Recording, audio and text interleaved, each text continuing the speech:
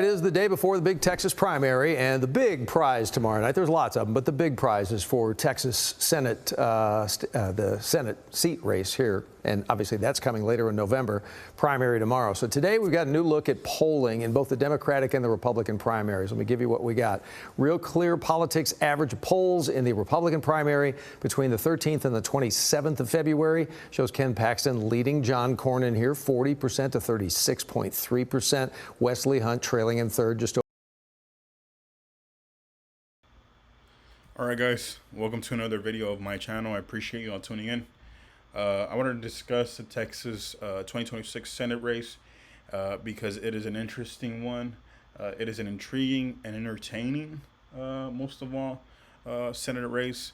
I would say it's the most intriguing Senate race of the 2000s. I would say, for at least for the state of Texas, because you really do have strong competition on both sides, on both the Republican and the Democrats side. Both primaries have good competitions between opponents. So, but I wanted to speak to you all about the Republican primary first, just because they are the first ones up in this little news clip that I'm using as a background. It is a very interesting Republican primary Senate race, just because each one of these individuals has a strong relationship and what would you say, good relationship overall with the current president, Donald Trump. And as we all know, Donald Trump carries a lot of weight in Republican politics and politics period, but in Republican, as far as carries a lot of weight within Republican voters. I think that's a better way to put it. So as of right now, Donald Trump has not endorsed anybody, and well, we're just one day, we're actually less than 24 hours away from the actual from election day. So he will not be endorsing anybody, which says a lot. It says that Donald Trump sees each one of these candidates as a strong candidate. I think he sees this race as tighter than maybe some of these polls show. But I also think that Donald Trump is being Machiavellian and smart, politically wise. He doesn't want to make the wrong enemy or wrong enemies by him endorsing somebody, because again, although each one of these individuals does have a strong relationship with President Trump, and perhaps help them in securing the state of Texas in the 2024 presidential election.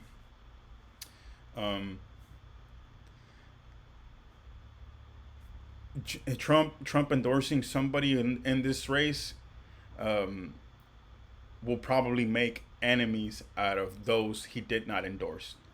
Is what I'm trying to say. So although all of these individuals are friends with Trump, I don't think these individuals will take it in a positive manner if he endorsed one of their opponents. So if Trump were to endorse one of their opponents, he would then be making enemies of those he did not endorse. So I think he's trying to kind of do away with that, just not even have to deal with that, and him just removing himself from the race period. But Ken Paxton, I do have a sense that Ken Paxton, the current Attorney General for the state of Texas, will be taking the race for the Republicans. I just see him with a stronger support base or fan base, if you will. I see John Cornyn as a Joe Biden 2.0, just from appearance-wise, but also energy-wise. I don't see him as a motivator, as an energizer. I don't see him as somebody who can, inspire anybody, or kind of, even in a political sense, get them to cheer for any of the policies that either him or Trump is proposing. Okay, you kind of he needs to sharpen his message a little bit better, so that he can, garnish that energetic support that you need in a race like this. Ken Paxton, to me, is more of that guy between Cornyn and Paxton. Ken Paxton is just more established and more well liked within Texas politics.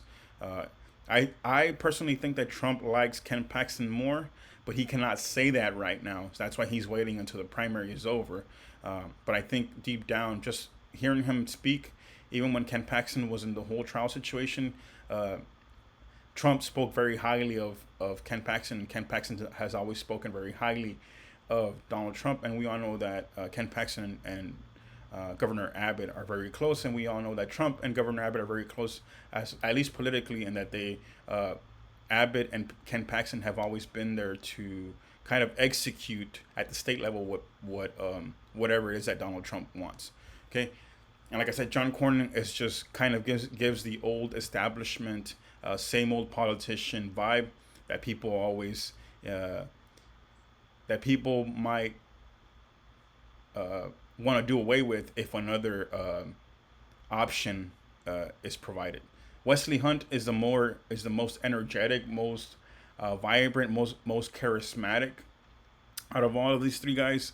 I think Wesley Hunt is just not, although he is a congressman, as far as state politics, he is not, I would say, as connected and as well known as Ken Paxton and John Cornyn. And I think that just takes time. But I think it's a good, he's going to do good out of it. Good is going to come out of this race for Wesley Hunt.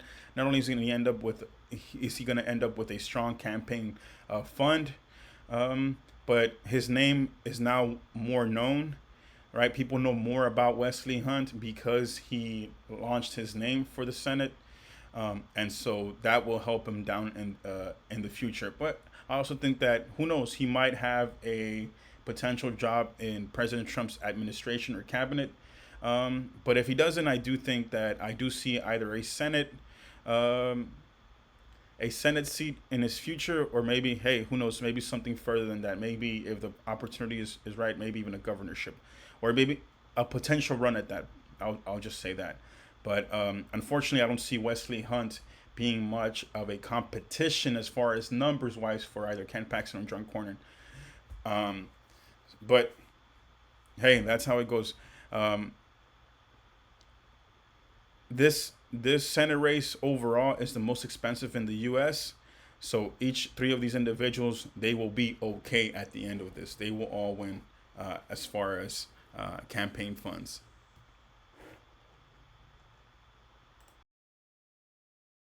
Over 15%. Democratic side of everything in the primary, James Tallarico slightly ahead right now of Jasmine Crockett, 49.3%, 47.7% for Crockett. Let's dive into it. Ion Politics reporter Jack Fink in the studio. What do you make of these early poll numbers? Well, Doug, in the Democratic primary, James Tallarico has gained momentum since his interview with CBS's Stephen Colbert and all the publicity that went along with it. In the Republican primary, all right, guys. So I'm just gonna mute the video and I'll just speak over it. But I did want to speak about that little slide or polls that they showed on the Democratic side of the Senate race. The polls do have James Tallarico leading the race. But I've seen other polls that say Jasmine Crockett is leading the race. I'll say this: recent presidential elections have shown that polls don't matter or are not correct. And so I think just vibe and energy wise, and just watching this, watching them campaign from afar, just watching them campaign as a, what would you say, as an everyday civilian, I have a sense, and as an everyday Texan, I have a sense that James Tallarico will take the Democratic primary race. I do think Jasmine Crockett will have substantial voters, but I just think James Tallarico will be the victor at the end. And I just think because Texans and Democratic voters, Texans are voting in the primary with the general election in mind, meaning that they're voting for the candidate that they think can win in November against a Republican. So although some Texans might like James Crockett more than they do Tallarico, I do think that they are voting with the general election as to who can be the centrist that can garnish some Republican vote into Democrats, because they know that in Texas the Democratic nominee has to do that if they want to win, if they even want to have a chance to win in November. Whoever the Democratic nominee is has to get some Republican vote in November. Texas Democratic voters know that, and I think they see Jasmine Crockett as the more leftist, the more what would you say, radical liberal, and they see James Tallarico as the more centrist, and more likely to get some Republican vote out of those candidates. But like I said, either way, both candidates are going to be doing good at the end, because they both get a fat campaign fund. They've raised millions out of this race, and I'll just say this: the whole conundrum or the whole situation with Stephen Colbert and James Tallarico, it was a huge. It was, I won't say huge. It was a bit of a turnoff to some Texas voters that were potentially looking to vote for James Tallarico, or at least I think it has led some voters to question the authenticity of James Tallarico, just because the whole situation with Stephen Colbert was all a lie, and a lie that was used to raise campaign funds. It was an opportunistic situation created and fabricated by Stephen Colbert and James Tallarico. They try to make James Tallarico, and James Tallarico played a part in this. They try to make themselves look like